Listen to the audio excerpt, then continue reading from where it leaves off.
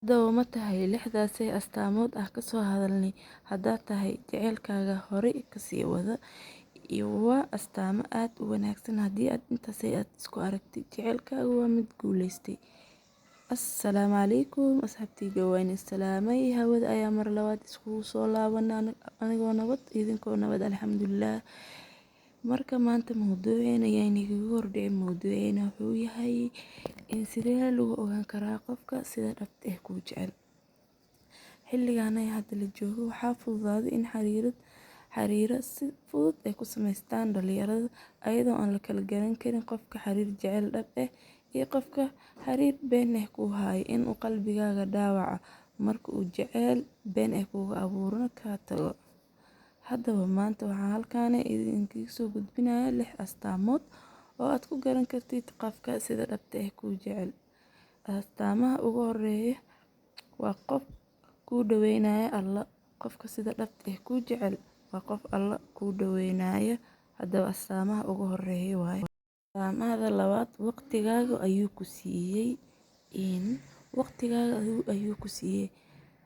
Haddaa aragtid qof mar walba waqtigiisa diyaar kula ah si uu kula hadla ama kula kulmo ogow qofkaas inuu jecel dhab ah uu ku hayo. Hadduu xitaa saacado badan kula qaato waxay la tahay inuu daqiiqado kooban uu kula hadlayo ama kula joogay.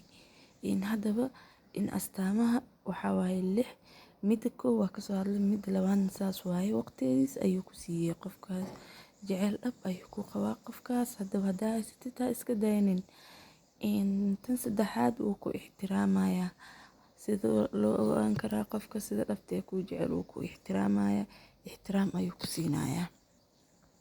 Qofka sida dhabta ah kuu jecel mar walba wuu ku ixtiraamaa kuna xishmeynaa adiga kaliya maahan sidoo kale waalidiintaada dhammaan asxaabtaada ayuu qadarinaa una sheegaa inaad tahay qof ku qaali ah asaga inaad tahay qof asaga qaali ku ah ku jecel.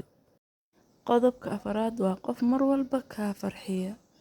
Qofka sida dhabta ah kuu jecel waa qof jecel farxadaada mar walba jecel inuu kaa farxiyo wuxuu keenaa hadiyad kadis ah si uu arko wajigaaga oo ka muuqato farxad wuxuu ku geeyaa goobo aad u qurux badan si uu kugu ziyaado farxadaada. Farxadaadana waa farxadiisa. Haddaba haddaad tahay ruuxaas soo dhaweysa ayaa ku leeyahay waa qof aad u jecel farxadaada markasta inuu kaa farxiyo wajigaada farxadda ka muuqato asagana ku farxa. Haddaba ma tahay ha iska fakinin. Qodobka shanaad waa qofku daryeelo.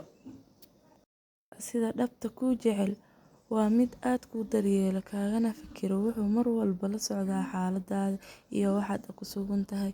Wax yar haday ku gaaraan aad ayuu kaaga walwalaa kulana dareemaa dhibaatadaas ku gaartay. Hataa wuxuu ku leeyahay cunto maanta ma cuntaysay maxaa la dhihi jiray intee ku xanuuni ma xanuunsantahay waa xanuunsantahay u maleynaa waa iga qarinaysa ayuu ku leeyahay.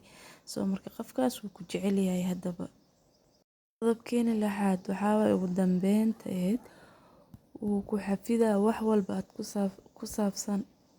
Qofka sida dhabta kuu jecel wuu ku xifdan yahay wuu ku xafidan yahay wax walba aad noloshaada ku saabsan magacyada family gaaga waxyaabaha aad jeceshahay waxaad neceb tahay wuu xifdisan yahay micnaha wuxuu kala xifdisan yahay maalinta aad isbaranteen iyo maalinta ah oo muhiimka oo idin soo martay micnaha maalin qaasni ah inta xiriirka aad leedeen meel ayuu ku qoran yahay maskaxdiisa kama tirtirmayso wuxuu xifdisan yahay wuu xafidan yahay micnaha.